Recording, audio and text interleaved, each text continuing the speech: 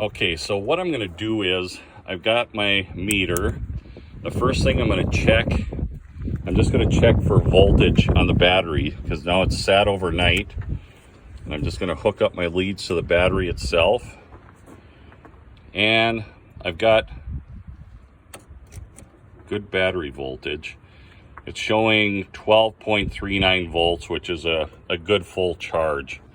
Now again, I'll give you a little better view. This is the maxi fuse. It's a 120 amp fuse that I had to replace. And this one here is the EFI fuse that was blown, which is a 20 amp fuse. So now that I've determined that I have a full charge of the battery, now what I'm going to do is I'm going to redo a load test on it, because one of the things that I had done prior to this is I made sure the battery was charged overnight. And sometimes if you have a weak battery, you can still have it go dead from sitting. So I'm just going to double check the load on it. And so what we've got is a load tester, and looking at the battery, and we look for this, it says 650 cold cranking amps.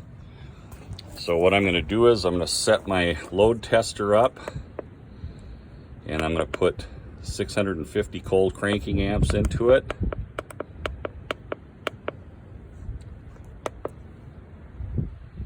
And I just hit go. And this just automatically goes through the sequence. And now it's going to do a second load. It recovers.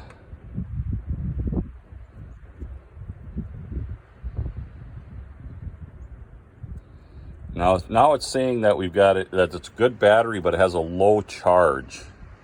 So there's a good chance that we may still have an issue with it. So now what I'm going to do is it's called a parasitic drain test.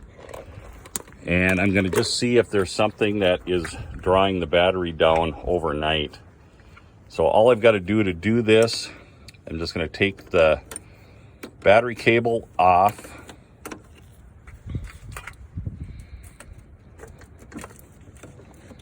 And now when I do this, I'm going to go to my amp setting, and I've got to change my leads on my meter. Now I'm going to just connect one cable to the battery, or battery cable, the other one to the meter.